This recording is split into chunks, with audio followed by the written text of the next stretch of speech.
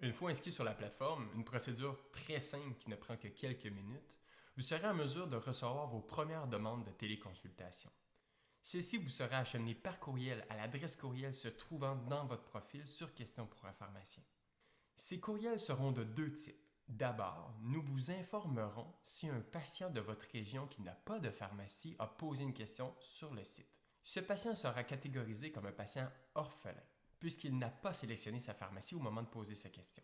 Puisque ce patient se trouve dans votre région, les chances qu'il vienne vous voir après la téléconsultation sont beaucoup plus grandes que si vous aviez à répondre à une question qui vous prenait de l'autre bout du Québec.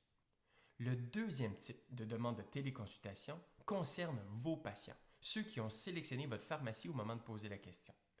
Dans cette situation, le courriel qu'on vous achemine est un peu différent et contient la mention votre patient plutôt que patient orphelin. Les questions provenant de vos patients à vous sont réservées pour une période de 12 heures, c'est-à-dire qu'après 12 heures, d'autres pharmaciens vont recevoir la question afin que le patient puisse obtenir réponse à sa question.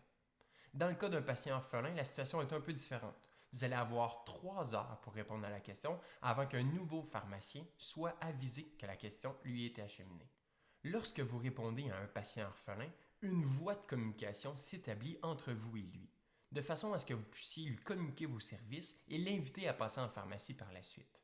C'est ce fameux port de communication qui a été utilisé par d'autres services similaires à Questions pour un pharmacien à travers le monde, dont celui de Zipnosis aux États-Unis, qui a connu un taux de conversion de 24,8%.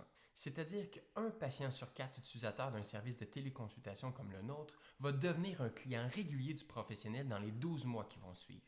Et qu'advient-il si votre patient à vous reçoit une réponse d'un autre pharmacien? C'est très simple, il demeure connecté à votre pharmacie. Vous n'avez donc pas à craindre qu'un pharmacien provenant d'une autre organisation réponde à vos patients, puisque le lien de communication entre ces patients et vous n'est pas rompu. La situation est un peu différente lorsqu'il s'agit d'un patient orphelin. Celui-ci, si dans une deuxième ou une troisième demande de téléconsultation est répondue par un autre pharmacien que vous, il sera mis en communication avec ce pharmacien-là et la voie de communication entre les deux sera établie. C'est-à-dire que vous ne serez plus connecté au patient orphelin s'il est répondu par un autre pharmacien. En résumé, les pharmaciens qui utilisent Questions pour un pharmacien pour acquérir une nouvelle clientèle essaient de répondre à toutes les demandes de téléconsultation qu'on leur achemine.